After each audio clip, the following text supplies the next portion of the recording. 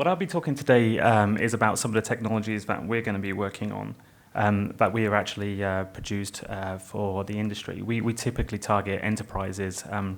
We have a lot of experience with the financial industry, working with investment banks to help them around SIEM. So we're actually based in London. We provide security software and also consultancy services. And we typically try and run a very rich team of well-skilled individuals. Coming back to what Cal was saying, but we're very much in the game of actually, we enjoy what we do. We're not just in this for the business. And so we're trying to focus on actually bringing good solutions to the market, and where people have actually made investments in things like SIEM, to actually try and help them to get better value out of it, so it doesn't just stay as shelfware or just used as a compliance tool.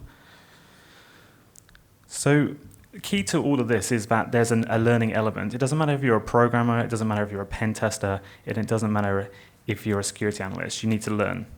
Effectively, we all get good at learning because we try things. This applies, so in order to actually learn something, we must be able to try something and see the result of that. And the longer it takes to actually try something, the slower that learning cycle is, and the fewer results we're actually going to be able to see as a result of our actions. And this applies equally to all walks of life, babies, physicists, evolution. We see this all around us, but also to hackers and security analysts. So what we have is effectively a superhero battle between the hacker and the security analyst, and who's actually going to learn faster and more effectively. Now, a hacker is ultimately just trying to achieve a goal, and the analyst is just trying to defend the network and ultimately stop the hacker from reaching that goal. But there is pretty much the same problem, just approaching it from two different positions. One person who's trying to accomplish it, one person who's trying to stop it, but ultimately they both need to understand the threat and the technical workings of it. So the thing is, hackers, though, are actually able to try things, just like pen testers, a lot more quickly than security analysts. Hackers can download code from the internet, use open source tools, look at Metasploit, look at exploits. Security researchers publish all this kind of information, put it all together into a program or an attack, and actually try it out in a matter of hours. Whereas security analysts, I think we'll all agree, don't have that kind of agility. It tends to be actually quite a boring task. We show all these sexy screens of security operations centers, but actually to be a security analyst is pretty dull. Now, to demonstrate this, I had to better Cal in this. I thought we'll actually demonstrate by hacking a bank. I thought he was going to take me off the stage there. So, taking on the role of a hacker in our examples, and when we're going to go and hack a bank, we thought we'd come up with a plan. This is something which we just developed to show you. It's not a rehash of something else, but to show you what kind of threats banks face. So, for example, we might create a phishing email and send it to bank employees, very typical thing. Inside that email, there's a VBA spreadsheet, and when that VBA spreadsheet is actually run and the person decides to click on it, which ultimately so many people do, it'll actually go through all of the data sources that the person has already configured in Microsoft Office. So Excel and other products like that tend to have a very nice functionality where you can pull data from SQL databases, maybe for reporting and that kind of stuff. And it leaves a lot of information about what the passwords are. And even if you have integrated security like Windows authentication, then you just get single sign-on. So then our macro will just upload it to the internet. So we gave this a try. So really, like I said, we're just taking advantage of existing data sources, ODC, built into Office documents, and single sign-on.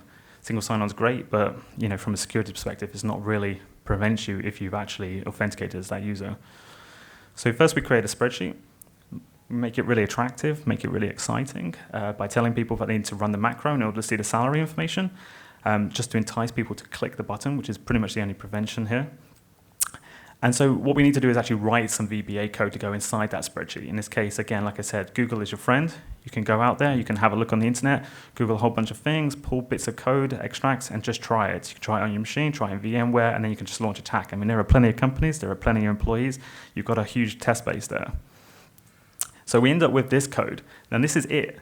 This is literally all that we required in order to enumerate users' existing ODC data sources, what we do is we look for what data source is set up, we create a sheet for each data source, and Excel just automatically populates it into the spreadsheet, and then we create what they call a web data query, which ultimately tries to pull information from an internet source. But what we use it for is to actually push the data out. And so ultimately, we're just using functionality that is actually built into Excel. So all that was left is to actually send this. And so we sent it. We targeted a bank, and as part of a controlled test, and it sailed through their spam filters, it sailed through their antivirus, their mail security, desktop AV, and why wouldn't it, quite frankly? I mean, it's just a macro inside a spreadsheet at the end of the day. It's very difficult to determine whether that's accounting or finance, or whether that's actually an attack. So the total time to actually do this was about an hour. It took a little bit longer than that, admittedly, because I wasn't very familiar with VBA, and it's horrible, quite frankly. So then we take on the role of security analyst. So as with majority of advanced persistent threats and security breaches, there's actually no individual step in what we're trying to do here, which in itself could be detected or prevented by a point solution. What we're talking about here is a VBA spreadsheet being received. You open it, it pulls in data sources, and then it uploads information from those data sources to the internet. So no individual bit is really actually that detectable as an attack.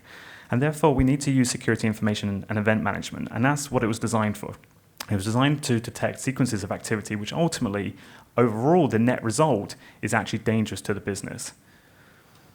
Now, our SIM analysts could come up with many ideas as to how they would detect this. They don't have to detect the whole thing, just maybe part of the kill chain, and put some rules in place. So they could look for VBA spreadsheets being received via email in bulk. So many of the bank's employees being targeted. ODC files, these office data files, being read in quick succession across the network from their home directory, or SQL commands, or the velocity of the commands, SQL dumps to a workstation, or large data uploads. Any of these things would be pretty good at detecting this attack. Unfortunately, what a security analyst typically faces, and from our experience, this is abundant across pretty much all organizations that implemented SIM, is that the information is not available. It wasn't available when Heartbleed and Shell Shock came about. The information in our attack is readily, not readily available.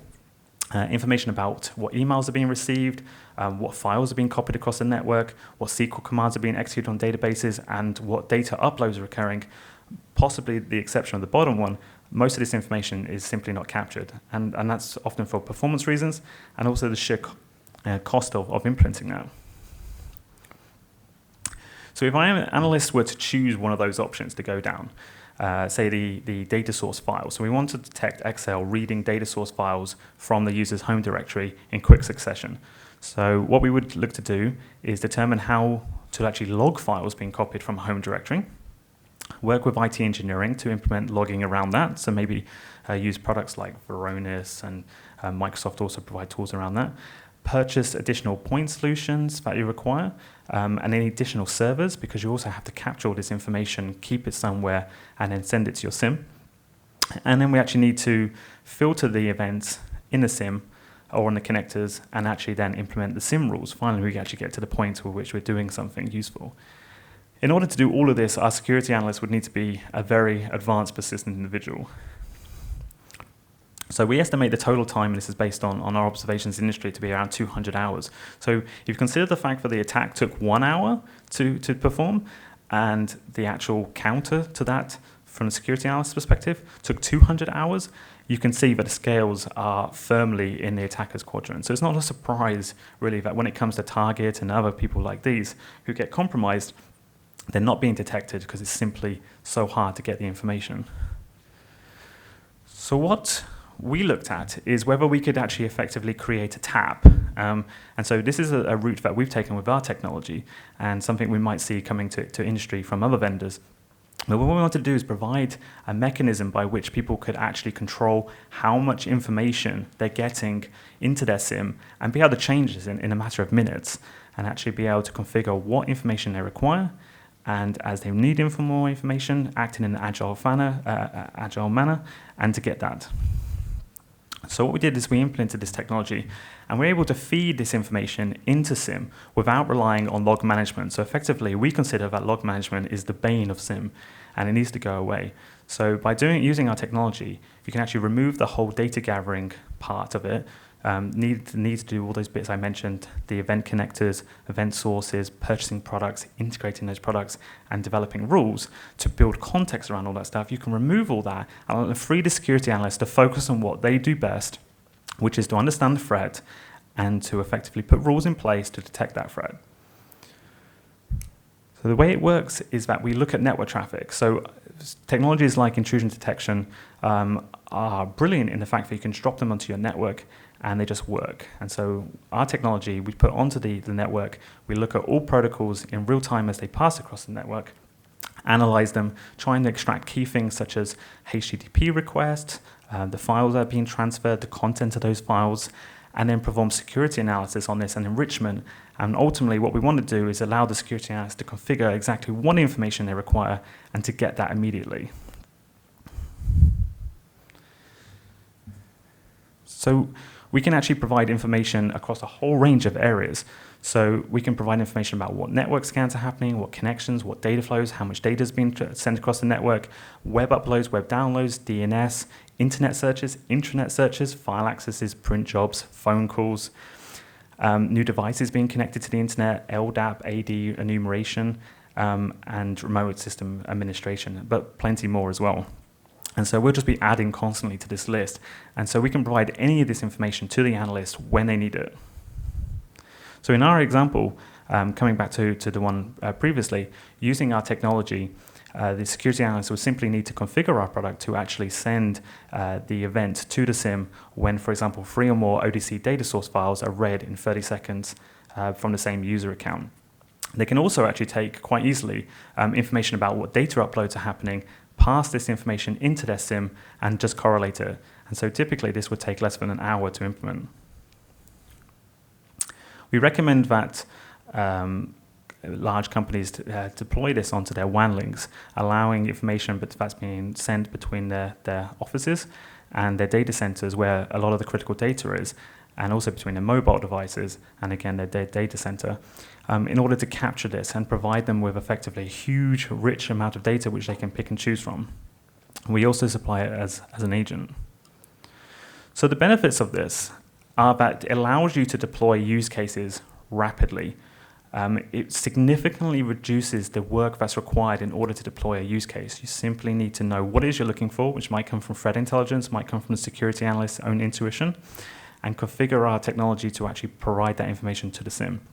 It removes the dependency on IT from the security team. It can be very difficult for security teams to actually act on their requirements simply because they have to engage IT, and IT have their own infrastructure constraints, their own workbooks, their own tasks that they're looking to do, and at the same time they're looking to upgrade their infrastructure from time to time, and this gets in the way of security team getting the information they need, so we're trying to separate that out. And we also provide regular updates.